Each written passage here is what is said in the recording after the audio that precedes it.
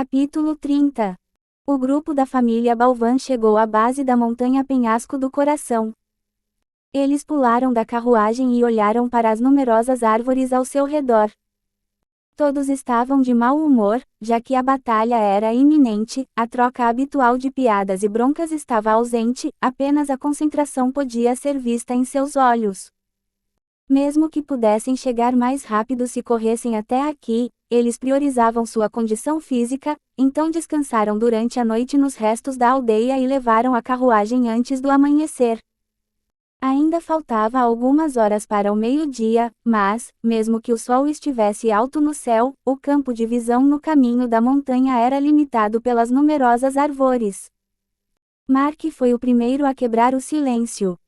Eles obviamente terão sentinelas em torno de seu acampamento se eles ainda estão aqui. Todos acenaram com a cabeça. O terreno não está a nosso favor, mas devemos ter melhores batedores, uma vez que os encontramos podemos preparar um plano de ataque. Susan disse. Sandy colocou o braço em volta do pescoço de Mark e orgulhosamente disse: "O melhor que o anel exterior tem a oferecer." Noah finalmente entendeu por que eles foram capazes de detectar os lobos do trovão antes dele. Então é por isso. Eu me pergunto se eles são apenas bons batedores ou se sua energia mental é tão alta que eles podem assumir esse papel facilmente. Ele estava continuamente tentando descobrir a real força de seus companheiros, mas eles raramente mostravam qualquer pista sobre seus poderes. Com exceção de Ethan, ele nem sabia que tipo de arma eles usavam. "Vocês dois vão em frente e guiam o caminho, nós os seguiremos."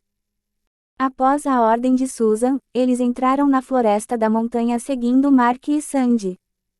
Eles frequentemente iam de duas maneiras diferentes, antes de se reagrupar e mostrar a direção certa para os que os seguiam. Poucas horas se passaram, sem ninguém do grupo falando uma palavra durante sua exploração. Então, Sandy e Mark foram em direção a eles sinalizando para ficar em silêncio. Eles se agacharam no chão e falaram com uma voz suave. "Encontramos o acampamento alguns minutos nessa direção. Devem ser eles, já que havia gritos de mulheres vindo de lá. Os soldados comuns estão cansados e com sono, acredito que não fizeram nada além de foder essas mulheres."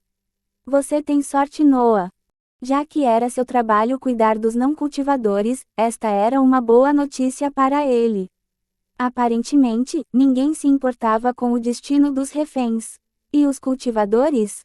perguntou Susan.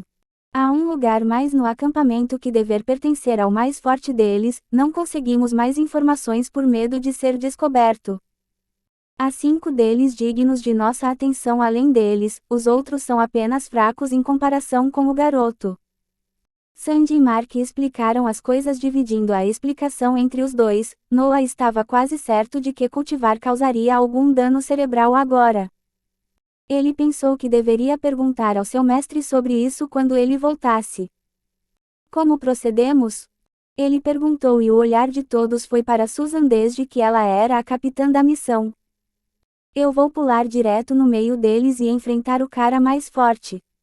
Enquanto eles estão ocupados me seguindo, Mark, Sandy e Ethan vão emboscar os cultivadores tentando diminuir seu número enquanto Noah vai invadir entre os não-cultivadores. Assim que a situação estabilizar, vamos calar os restantes. Lembrem-se de seus papéis." Ela está realmente planejando ser a isca? Noah era duvidoso, mas ainda decidiu seguir com o plano, afinal, se Susan queria levar o perigo para ela, que assim seja. Eles se moveram em direção ao perímetro do acampamento e quando todos estavam prontos, Susan saltou ao ar livre, acelerando em direção ao seu alvo. "Apenas siga-nos, garoto." Sandy disse quando ele e Mark tiraram uma faca curta de suas roupas. Ethan desembainhou uma grande espada e Noah fez o mesmo com seus sabres. Os soldados normais não notaram Susan visto que ela era muito rápida, foi apenas quando ela estava no meio do acampamento que alguém deu o alarme. Ataque inimigo. O acampamento caiu no caos quando os soldados foram pegar suas espadas deixadas no chão. Quando Susan estava se aproximando do topo do acampamento, um homem pulou de uma tenda e diretamente balançou sua espada contra ela. Susan levantou a mão e a espada foi desviada por ela. O sim do metal contra o metal ressoou no ar. Agora! Gritou Mark, e o grupo que ainda estava se escondendo no perímetro do acampamento disparou ao ar livre.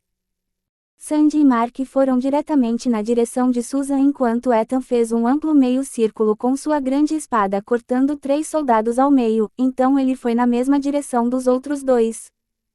Noah foi o último a aparecer e ele se aproveitou da confusão criada por seus companheiros para fugir para dentro do grupo de desertores. Sangue derramado e cabeças voaram enquanto ele corria pelo grupo. Quanto mais ele matava enquanto seguia Ethan e os outros, menos ele tinha que se preocupar que o elemento surpresa se dissipasse. Quando ele apareceu do outro lado do acampamento, 5 soldados caíram mortos no chão.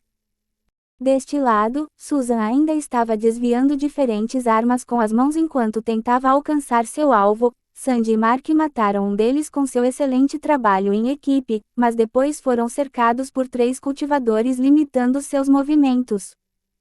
Ethan estava lutando com um homem alto com um grande machado sozinho. Em algum momento, Susan fez um gesto de palma com a mão que lançou uma onda de choque que atordoou momentaneamente os 2 soldados que estavam lutando com ela. Ela agarrou apressadamente a cabeça de um deles e apertou firmemente.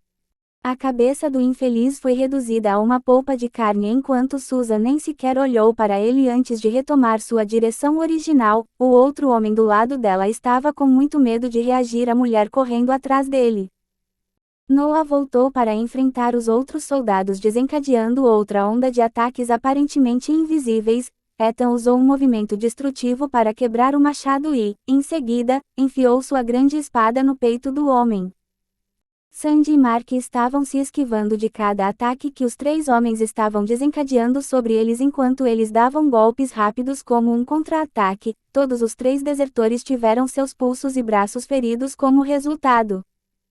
Noah matou outros 3 deles deixando 2 homens que bloquearam seus ataques. Apenas 7 desertores permaneceram vivos, com 3 deles feridos.